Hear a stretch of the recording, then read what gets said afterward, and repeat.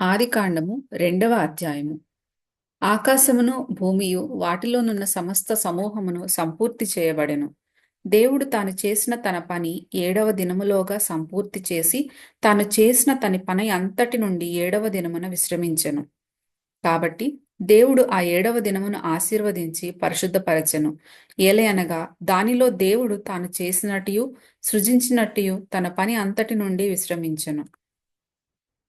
దేవుడైన యెహోవా భూమిని ఆకాశమును చేసిన దినమందు భూమి ఆకాశములు సృజింపబడినప్పుడు వాటి వాటి ఉత్పత్తి క్రమము ఇదే. అది వరకు పొలమందలి ఏ పొదయు భూమి మీద నుండలేదు, పొలమందలి ఏ చెట్టును మొలవలేదు. ఏలయనగా దేవుడైన యెహోవా భూమి మీద వాన కురిపించలేదు, నేలను సేద్యపరచుటకు నరుడు లేడు. అయితే ఆవిరి భూమిలో నుండి లేచి నేల అంతటినీ తడిపెను. దేవుడైన యెహోవా నేలమంటితో నరుని నిర్మించి వాని నాసికా రంధ్రములలో జీవవాయువును ఊదగా నరుడు జీవాత్మ ఆయను.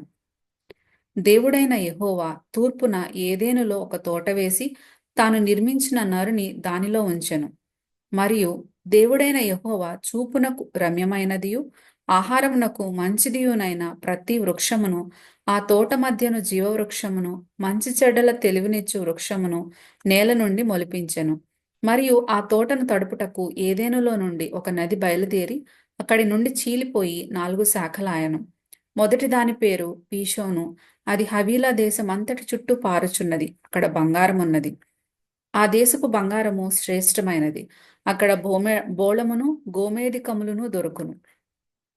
రెండవ నది పేరు గీహోను. అది కూషు దేశమంతటి చుట్టూ పారుచున్నది. మూడవ నది పేరు హిద్దికెలు. అది అషూరు తూర్పు వైపున పారుచున్నది. నాలుగవ నది యూఫ్రటీసు. మరియు దేవుడైన యెహోవా నరుని తీసుకొని ఏదైనా తోటను సేద్యపరచుటకును దాన్ని కాచుటకును దానిలో ఉంచెను. మరియు దేవుడైన యెహోవా ఈ తోటలో ఉన్న ప్రతి వృక్ష ఫలములను నీవు నిరభ్యంతరముగా తినవచ్చును. అయితే మంచి చెడుల తెలివినిచ్చు వృక్ష ఫలములను తినకూడదు. నీవు వాటిని తినుదినమున నిశ్చయముగా చచ్చెదవని నరునికి ఆజ్ఞాపించెను. మరియు దేవుడైన యెహోవా నరుడు ఒంటరిగా నుండుట మంచిది కాదు, వానికి సాటి అయిన సహాయమును వాని కొరకు చేయుదుననుకొనెను. దేవుడైన యెహోవా ప్రతి భూజంతువును ప్రతి ఆకాశ పక్షిని నేల నుండి నిర్మించి ఆదాము వాటికి ఏ పేరు పెట్టునో చూచుటకు అతని యొద్దకు వాటిని రప్పించెను.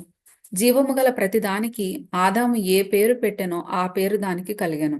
అప్పుడు ఆదాము సమస్త పశువులకును ఆకాశ పక్షులకును సమస్త భూజంతువులకును పేర్లు పెట్టెను. అయినను ఆదామునకు సాటి అయిన సహాయము అతనికి లేకపోయెను.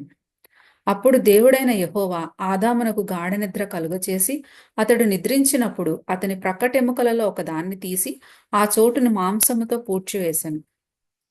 తరువాత దేవుడైన యెహోవా తాను ఆదాము నుండి తీసిన ప్రక్కటెముకను స్త్రీనిగా నిర్మించి ఆమెను ఆదామునొద్దకు తీసుకొని వచ్చెను. అప్పుడు ఆదాము ఇట్లనెను, నా ఎముకలలో ఒక ఎముక, నా మాంసములో మాంసము. ఇది నరునిలో నుండి తీయబడెను కనుక నారి అనబడును.